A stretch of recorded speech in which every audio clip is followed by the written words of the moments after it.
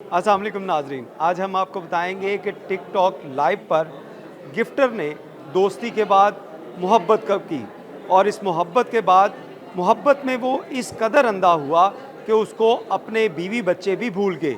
Gifter Saudi अरब में जो मेहनत मजदूरी करता था, उस खातून जिसको टिक टॉक के ऊपर गिफ्ट बेचता था, उससे मिलने के लिए लाहौर आया और यहाँ पर उसने आकर शादी कर ली।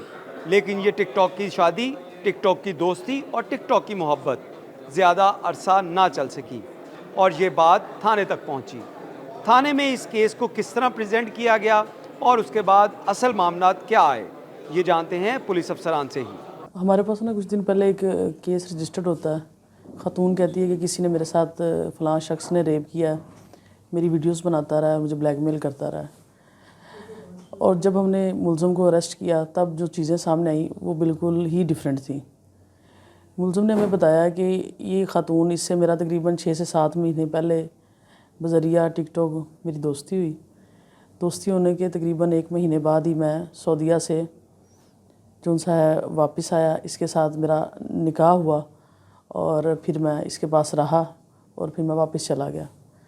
जब मैं वहाँ पे गया हूँ, वहाँ से 2-3 महीने रहा हूँ, तो इस खातून ने मुझे कहना शुरू किया कि मेरे पास रहो, मैं अकेली हूँ, मैं तुम्हारे बगैर नहीं रह सकती। मैंने, चूँकि वो आदमी पहले से भी शादीशुदा था, उसके बच्चे थे, उसने अपनी फैमिली को बिल्कुल नहीं बताया।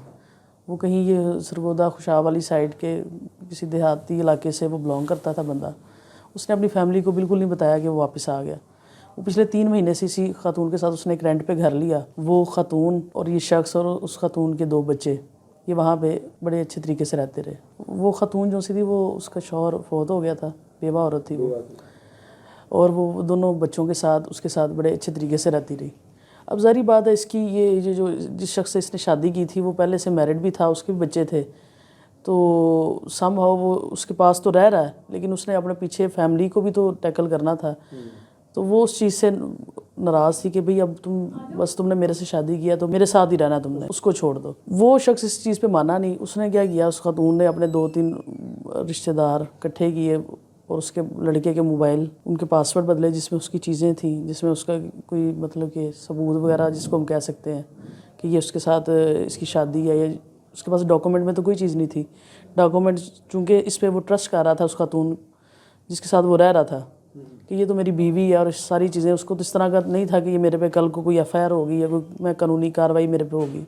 वो इस पर्चे से पहले उस खातून ने क्या किया, उसने 2-3 अपने रिश्तेदारों को बुलाया, इसको पहले मनाया कि तुम पिछली को डिवोर्स दो और फ़लाँ चीज़ जो सी है वो तुम मेरे नाम करो। ये जब बंदा नहीं माना, तब इसको महसूस हुआ कि भाई मैं तो फंस गया हूँ। उन्होंने इसके मोबाइल भी अपने कब्ज़े में ले लिए। अब जब ये बंदा हमारे पास, हमने उसको जब पकड़ा है, उसके पास कोई चीज़ भी नहीं थी। फिर हमने डिग आउट किया, इस लड़की के मोबाइल से एक हमें तस्वीर मिली, जिस तस्वीर में मौलवी का नाम था। वो मौलवी को हमने ट्रेस किया, उस मौलवी से हमने वीडियो ली, निकाहनामा लिया। फिर ये चीज़ें सामने आई कि भाई इनकी तो शादी है, ये तो आपस में शादीशुदा है, जबकि औरत क्लेम ये कर रही थी कि इसने मेरे साथ निकाह नहीं किया, ये मेरे साथ ज़ना कर रहा है। आजकल थोड़ा सा ये भी ट्रेंड चल रहा है कि जब ये पहले इनके आपस में दोनों पार्टीज़ के ताल्लुकात अच्छे होते हैं, जिस तरह के मामलात ख़राब होते हैं, तो वो खातून आ जाती है, रेप की एफआईआर करवा देती है। झूठे केस काफ़ी पहले से, मतलब प्रीवियस ईयर्स के हम डाटा देखें और आप देखें तो काफ़ी कमी आई है। ये जो आप कह रहे हैं एंटी रेप एक्ट, इसकी एफआईआर्स भी हम दे रहे हैं। इससे भी थोड़ा सा लोगों में अब ये हो रहा है कि भाई ऑल्दो कि इसकी वो मतलब कि सज़ा इतनी ज़्यादा नहीं है जितनी संगीनी इसकी है 376 के केसेस की है, लेकिन लोगों में ये है कि भाई हमारे पे पर्चा होगा अगर हम पीछे हटेंगे, हम झूठी एफआईआर करवाएंगे। लेकिन अभी उस हद तक बेहतरी नहीं आई जितनी एक्सपेक्टेड होनी चाहिए।